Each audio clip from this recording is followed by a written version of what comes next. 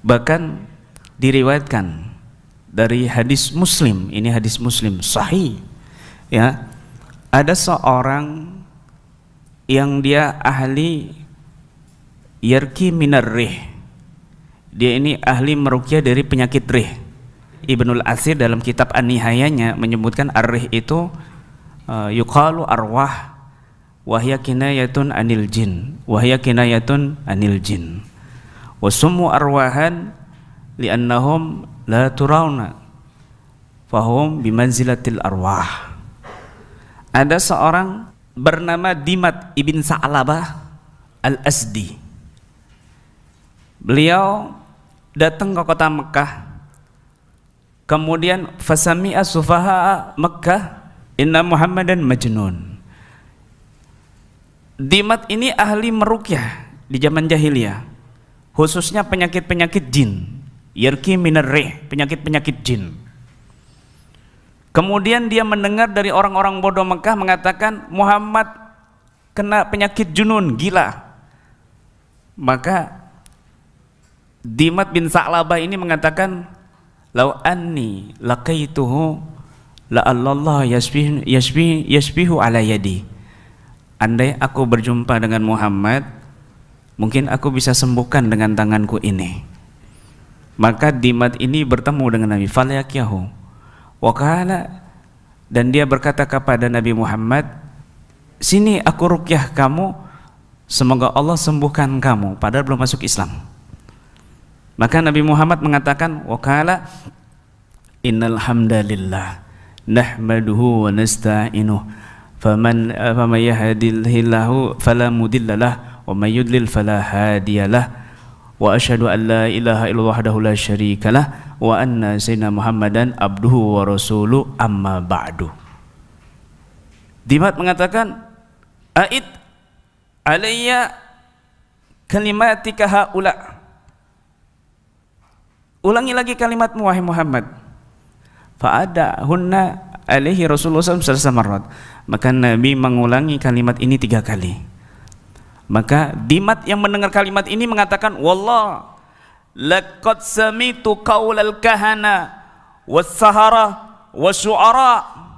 Aku telah mendengar ucapan para dukun, para tukang ahli sihir, para orang-orang ahli syair, dan aku belum pernah mendengar kalimat ini. Ini luar biasa ini. Waqad balagna na'usal bahr, dan aku udah nyebrangi lautan, udah kemana-mana, belum pernah dengar kalimat ini yang kau ucapkan ini wahai Muhammad. Mana tanganmu? Ubayyuka alal Islam. Sini tanganmu, aku mau berbaiat masuk Islam. Akhirnya masuk Islam. Maka Nabi mengatakan, wa ala qaumi, juga kaummu wahai Dimat, wa ala qaumi, ya, atas kaumku. Nah, ini Dimat ini yarki minar rih, sering meruqyah dari gangguan rih. Rih di situ dikatakan minal arwah, kinayah anil jin, ya, penyakit-penyakit orang kesurupan, gangguan jin. Makanya Nabi Muhammad dikira gila itu kena gangguan jin. Makanya mau diruqyah sama Dimat, ternyata pas Nabi baca muqaddimah, Dimat ta'ajub, Dimat kagum, langsung masuk Islam. Nggak pernah aku dengar ini kalimat ini dari mantranya dukun, mantranya tukang sihir, pujian-pujian para penyair, belum pernah aku dengar ini. Cuma dengar kalimat suci dari Muhammad muqaddimah saja, Dimat sudah langsung masuk Islam. Maka dari sejarah ini, ruqyah yang sudah ada sejak zaman jahiliyah, bahkan meruqyah sengatan kalajengking, demam, dan orang-orang yang kesurupan di zaman jahiliyah itu ngefek. Dan ini sudah hukum fikih, bagaimana muslim diruqyah non muslim. Imam Syafi'i membolehkan asal dengan kitabnya Allah, Taurat yang tidak ada tabdil, perubahan, atau dengan hal sesuatu yang tidak syirik, mengandung kesirikan. Buktinya ketika ada sahabat Nabi mengharamkan, lalu ada sahabat yang protes, kunna narki fil jahiliyah kaifa tara ya Rasulullah, kami ini zaman jahiliyah udah sering meruqyah, gimana menurutmu wahai Rasul? Aridu alayya ruqakum, coba tunjukkan cara kalian meruqyah. Ditunjukin sama Nabi, apa jawabnya Nabi? La ba'sa biruqa man lam yakun lahu syirkun. Sebenarnya ruqyah itu nggak apa-apa. Sebenarnya ruqyah nggak apa-apa asal nggak ada unsur kesirikan aja, kata Nabi. Maka jika ucapan kita tidak ada unsur kesyirikannya, mau itu dari orang kafir, mau itu dari muslim, mau itu dari orang fasik, maka itu tetap ada efeknya. Buktinya Siti Aisyah sering diruqyah oleh seorang Yahudi perempuan.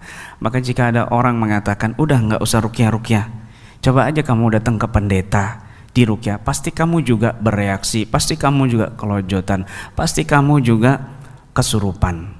Apa bedanya? Itu permainan kata-kata, itu permainan pikiran. Berarti kamu tidak membaca sejarah dengan benar, dan kamu tidak memahami hakikat ruqyah dengan benar. Kalamun yustasfa, ucapan. Dia bisa ucapan muslim, bisa ucapan non muslim. Dia bisa sugesti, bisa nasihat, bisa sholawat, bisa Quran, bisa bahasa Indonesia, bahasa Jawa, bisa Madura. Kalamun, tapi yustasfa, yang dikonfirmasikan, diniatkan di hatinya sebagai kesembuhan, maka itu ada efeknya. Tapi kita tidak mencontoh mereka, kita tidak mencontoh orang Yahudi, kita mencontoh caranya Nabi Shallallahu Alaihi Wasallam, caranya ulama-ulama kita, guru-guru kita yang soleh, yang meruqyah dengan bacaan-bacaan.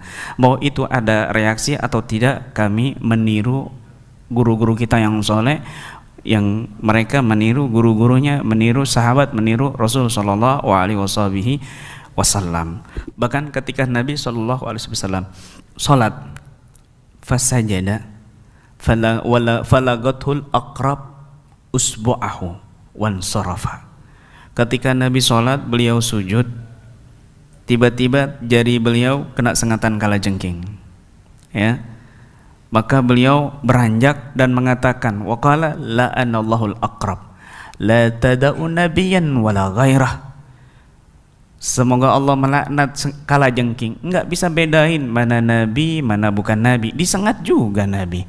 Akhirnya ngambil air garam dan Nabi membacakan Al-Ikhlas 3 kali, Al-Falaq dan An-Nas. Lalu Nabi mengusapkan dan seketika itu juga sembuh. Ini ada dua metode di sini. Metode pengobatan bil adwiyatit tabi'iyah, yang kedua bil adwiyatil ilahiyah, pengobatan alami dan pengobatan ilahi. Nabi ambil air garam, ini pengobatan alami. Kemudian Nabi membaca Al-Ikhlas, Al-Falaq dan An-Nas, ini pengobatan ilahi. Al-murakkab bi hadainil amrain, kombinasi keduanya, dan ini dianjurkan. Bahkan ketika Nabi SAW kena santet, kena sihir, ada yang mengatakan kalau Nabi kena sihir berarti Nabi dikuasai jin dong.